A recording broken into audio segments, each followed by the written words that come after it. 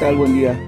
Esta entrega va dedicada a nuestras epopeyas históricas que como mexicanos hemos, eh, bueno, nuestros antepasados han ejercido en su momento, ¿no? Dígase eh, la resistencia ante la conquista española en tiempos de 1521, las guerras de independencia, bueno, la guerra de independencia de 1810 a 1821, y así sucesivamente, ¿no? La guerra de reforma, la intervención francesa, justamente en alusión al reciente pasado 5 de mayo.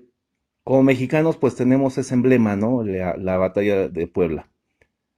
Pero ignoramos, o más bien nuestros mandos en el gobierno, pues pretenden taparnos algunas otras epopeyas en las que México se cubrió también de gloria.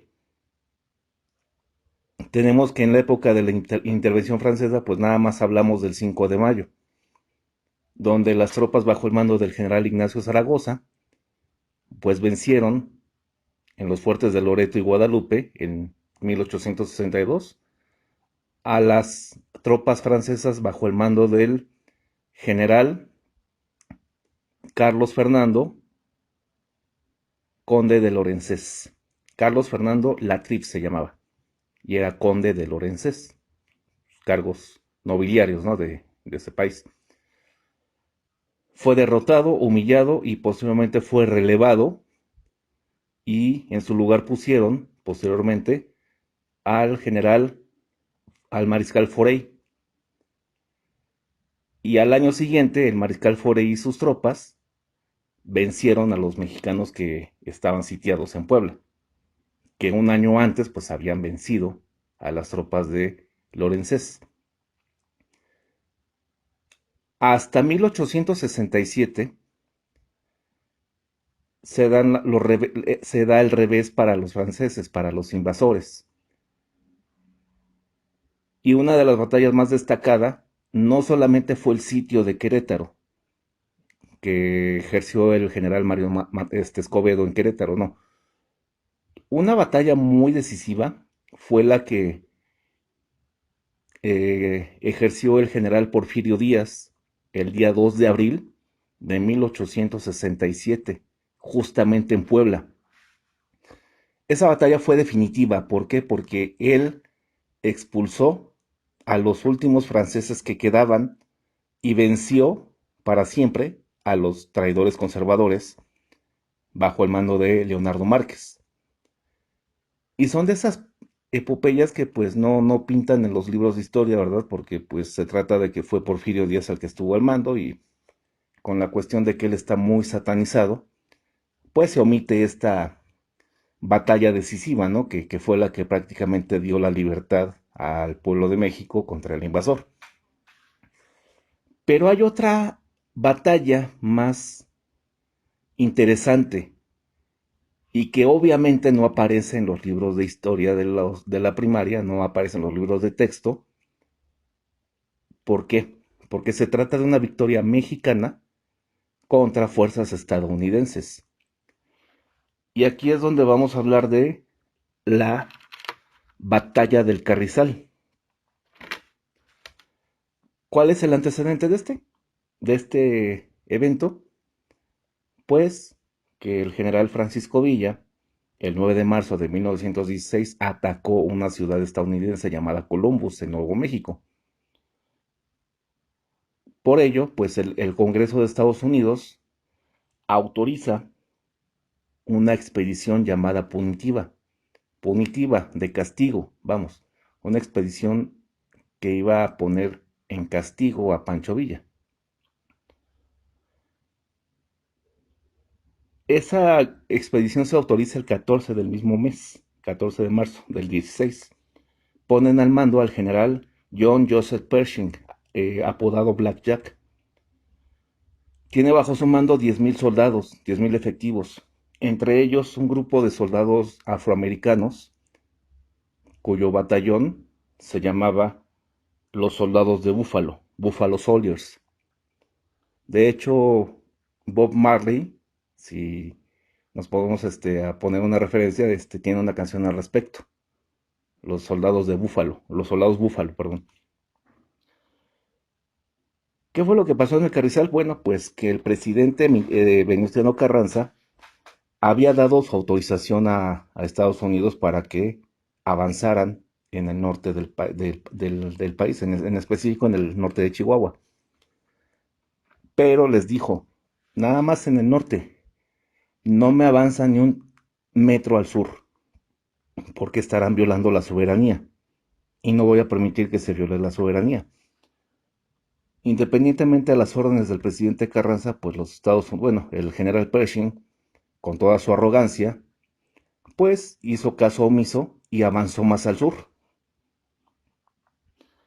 ¿Y qué fue lo que pasa? Pues que el día 18 de junio inician la marcha hacia la zona de Villa Ahumada, un pueblito de Chihuahua, que está un poquito al sur de Ciudad Juárez. Ante esto, el entonces teniente coronel Genovevo Rivas Guillén, un joven de 20 años, emanado de la revolución, tomamos en cuenta que nuestras tropas en aquel entonces, pues, no eran profesionales como después. Acababan de terminar una sangrienta batalla en contra de la dictadura de Huerta y todavía no se establecía la constitución que a la fecha nos rige. Y hablamos de que el ejército constitucionalista pues carecía de mucho profesionalismo. Tenía mucha disciplina, pero no tenía tantas armas, no tenía tanta capacidad de estrategia como la tiene Estados Unidos en su momento, etcétera. Sin embargo, estas tropas mostraron muchísima disciplina, muchísima dedicación y se pudieron sostener al final como ejército. Y ya con los años, pues ya se profesionalizaron, se crearon instituciones dentro del ejército para profesionalizar al soldado, etcétera. Y comentamos, el ejército estadounidense marcha a Villa Ahumada y el entonces teniente coronel, joven de 20 años, Genovevo Rivas Guillén, el día 21 de junio, marcha para interceptar al capitán Charles Trumbull Boyd, quien tenía bajo su mando justamente a los soldados Búfalo. Este capitán, furtivamente en la madrugada del 21, osó avanzar más hacia el sur, porque dijo, aquí está Villa y lo voy a atrapar. El teniente coronel Rivas Guillén lo increpa y le marca el alto. Le pide instrucciones al general Félix Uresti Gómez. Este general se apersona al lugar donde estaba el capitán Boyd y el capitán Boyd le increpa al general. Yo voy a pasar, voy a avanzar. Y si nos vamos a morir, pues para eso estamos los hombres, para morir. El general Uresti, muy enojado, le contestó, pues los mexicanos sabemos morir. Pásale si puedes. Aquí te espero.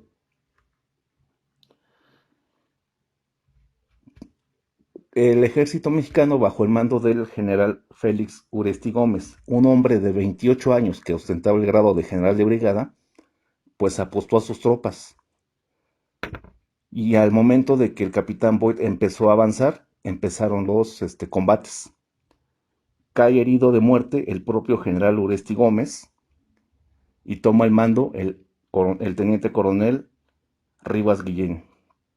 Se produce un combate de 3 horas, donde al final las tropas mexicanas vencen a las tropas del invasor Charles Boyd, quien también muere en combate. Al final, tenemos que el efectivo final del combate es, por parte de México, sus bajas fueron 27 muertos y 39 heridos. Por parte del enemigo, 50 muertos, 27 prisioneros y 22 caballos capturados y mucha munición decomisada. En ese momento se estaba viviendo la Primera Guerra Mundial. Estados Unidos estaba muy tenso con las relaciones con Alemania. Alemania estaba queriendo aprovecharse de la situación en México para convencer a Venustiano Carranza de cederle terreno, su espacio, para poder invadir en su momento a Estados Unidos. Ahí tenemos la historia del telegrama Zimmerman, un telegrama cifrado que interceptó la inteligencia británica, en la cual Alemania le ofrecía a México devolverle los territorios perdidos en 1847 a cambio de que pues los ayudara a entrar sus tropas alemanas para invadir Estados Unidos. Y esas fueron casi, bueno, parte de las tensiones que había entre Estados Unidos, México y Alemania. Sin embargo, al final todo se estabilizó. Al general Pershing se le ordena regresar a Estados Unidos para que, a su vez, tomara el mando en las tropas expedicionarias en la Primera Guerra Mundial, en el frente europeo. Y esta batalla, ¿cuál es, cuál fue la consecuencia moral de esta batalla? Pues que muchos mexicanos se incorporaron al ejército, causaron alta, se metieron de voluntarios incluso por el espíritu patriótico que esta batalla desató en ese momento. Un espíritu patriótico que con los años han querido desvanecer y que por medio de esta entrega, querido auditorio, pues quiero recordarles, quiero hacerles hincapié que pues afortunadamente no todo está podrido dentro de las Fuerzas Armadas, tenemos algo de historia. Afortunadamente tenemos mucho, ¿cómo se llama? Mucho acervo histórico como para podernos inyectar de esa pasión patriótica en defensa de nuestros derechos y nuestro país. En las diferentes entregas, este humilde servidor, el sargento Alejandro, pues ha estado manifestando muchos de los abusos que se cometen dentro de las Fuerzas Armadas, que son reales y que voy a seguir denunciando, que no, nadie me va a callar. Y el hecho de estarlas denunciando, pues no implica manchar ningún honor militar, ¿sí? Yo no voy a manchar el honor militar o no voy a empañar el patriotismo que nos dejó la batalla del Carrizal cuando yo denuncio a un narcomilitar, por ejemplo. ¿Sí? O sea, quiero que se entienda esto. ¿Por qué les comento lo de la batalla del Carrizal? ¿Por qué les hago este antecedente histórico? Porque mi formación como militar incluyó no solamente la gestión de información como archivista, sino también me empapé mucho de la historia, porque dentro de la Dirección General de Archivo e Historia, yo tuve el privilegio de acceder a los expedientes de personales del general Porfirio Díaz, del general Leandro Valle, del general Ignacio Zaragoza, de quien, por cierto, quiero comentarles algo, unos detallitos ya así como datos curiosos. Hoy en día, el ejército mexicano, sus mandos, imperiosamente son egresados del heroico colegio militar.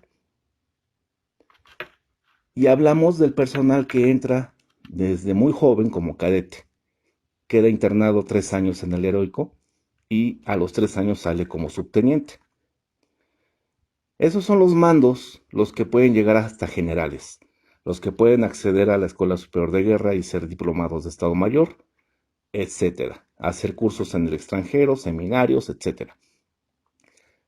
Y en el ejército contemporáneo tenemos también personal militar de arma, que se forma como sargentos en la Escuela Militar de Sargentos. Cuando este sargento asciende a sargento primero y tiene la antigüedad y entra al heroico colegio militar, este entra como sargento primero en instrucción y dura 1 año en el colegio. A diferencia del cadete regular, el sargento sigue cobrando sus saberes. Si se queda internado, sale los fines de semana, pero su estancia es corta, es 1 año nada más, solamente para ponerse la barra de subteniente al final de su graduación. Bueno, pues a este tipo de elementos que por sus siglas Curso Intensivo de Oficiales de las Armas, CIFOA, pues a ellos no los dejan ascender tanto. Lo máximo que yo en mi estadía dentro del ejército he visto que un CIFOA puede aspirar en grado militar es capitán segundo, capitán primero. Yo no he visto ningún mayor, teniente coronel o coronel de procedencia CIFOA. Sí, o sea, que viene de la tropa, para más detalle. Aquí pues tenemos cierta discriminación. Tan profesional es un sargento de arma como un cadete o subteniente egresado desde cadete, pero relegan a unos y dejan acceder a otros. Sí, se entiende. Lo mismo pudo haber ocurrido en las épocas pasadas, en las épocas de la Guerra de la Reforma, de la Intervención. Tenemos el caso de Porfirio Díaz y su hermano Félix. Porfirio Díaz se hizo desde abajo, se hizo de tropa. Se hizo desde un cuerpo chico de la Guardia Nacional en Oaxaca y fue ascendiendo de teniente hasta capitán y mayor. Pero era tan profesional como cualquier egresado del colegio militar. A saber, Félix Díaz, Miguel Miramón, Leandro Valle, etcétera, muchos próceres así, tanto de un bando como de otro. Y el general Porfirio Díaz, pues, como lo dijo alguna vez en una de sus cartas a una de sus hermanas, él manifestaba que mucha gente le preguntaba por qué no se fue a estudiar al colegio militar, por qué no estudiaste el arte de la guerra, le preguntaban. Yo no tuve tiempo de estudiar el arte de la guerra porque estaba precisamente ocupado, precisamente ejerciendo el arte de la guerra en el campo de batalla. ¿Sí? Y Porfirio Díaz ascendió mucho más rápido que cualquier egresado del colegio militar. De hecho, dejó abajo a su hermano Félix. Lo superaba por 2 grados. A pesar de que Félix Díaz pues era un flamante egresado del colegio militar, del arma de caballería. Porfirio Díaz era de infantería. Todo esto lo sé, ¿por qué? Porque yo vi sus expedientes. Ahora, el general Zaragoza. El general Zaragoza causó alta como soldado raso en un cuerpo de infantería de la Guardia Nacional allá en Texas, porque acordémonos que el general Zaragoza nació en Texas cuando todavía era territorio mexicano. Y con la invasión, con las diferentes guerras que hubo, pues él empezó a ascender hasta sargento primero. Y de sargento primero, pues ascendió hasta capitán. Y durante la guerra de reforma, la guerra de 3 años, pues ascendió a coronel. Él fue el que participó en la última batalla, la batalla decisiva de la guerra de reforma, la batalla de Calpulalpan, donde, bajo el mando del general Jesús González Ortega, venció a las tropas del general Miguel Miramón, entonces presidente de la República, como se llama, de forma usurpadora, ¿no? Bueno, fue así como Zaragoza empezó a llegar al generalato, poco a poco. Lo que quiero comentar con esto es que hoy en día, y como parte del abuso militar de estas épocas, pues como he comentado, hay privilegiados y hay relegados y hay gente muy profesional. Hablamos de la gente de arma, gente de infantería, caballería, arma blindada, zapadores, etcétera, que tienen mucha experiencia en el campo, en la sierra. O sea, ahorita no hay guerras así formales, pero sí hay combates contra narcotraficantes, contra delincuentes, y esas se dan en las rancherías, en las sierras, en las carreteras, etcétera. Y de esas batallas se forjan muchos soldados profesionales, ¿sí? Al calor del combate, pues tú te fogueas, te vas entrenando en la marcha. Desafortunadamente, muchos oficiales egresados del colegio militar, sobre todo los subtenientes que recién se gradúan y son enviados a una unidad de arma batallón lejano, digamos Tecate, Baja California, Guerrero Negro, Ocosingo, Chiapas, etcétera. Lugares muy, muy peligrosos, ¿no? Pues ha habido casos en que el subteniente, joven, no pasa de 22, 23 años, pues se quedó con la escuelita del colegio militar, ¿no? De pues abusar del cadete nuevo, de echarle el grado a los inferiores cuando los cadetes les dan su distinción de sargento primero, sargento segundo, cabo de cadetes. Y quiere repetir la misma dosis en el campo, en la sierra, donde la tropa profesional, veterana, sargentos y cabos veteranos, mucho más antiguos que él, pues tienen cierta respetabilidad, ¿no? Y muchas veces se generan conflictos así entre ellos, donde el subteniente quiere abusar de su autoridad durante las mismas operaciones en campaña, pues son cosas que no debieran ocurrir porque distraes la atención del objetivo a vencer. Y cuando el subteniente quiere darse el lujo de estar luciéndose, de estarse pavoneando con su barrita que le acaban de poner por haberse graduado, pues lo único que pasa es de que él, a la hora del combate, son los primeros que lloran, son los primeros que se esconden, son los primeros que lloriquean y que echan culpas a los demás de su cobardía y de su falta de experiencia. Esos son los detallitos, esos son los datos curiosos, ¿no? Y cierro con lo siguiente, tan profesional es un sargento forjado con el tiempo y con la experiencia empírica como lo es un egresado de cualquier escuela de formación. Pues espero les haya gustado este breviario histórico. Voy a tratar de hacer más de este mismo tipo, independientemente de seguir levantando la voz en contra de los abusos, vengan de quien vengan. A este servidor nadie lo va a callar. Este servidor va a seguir luchando. Muchas gracias. Los Ángeles Press, las noticias que nos escuchan en tu país.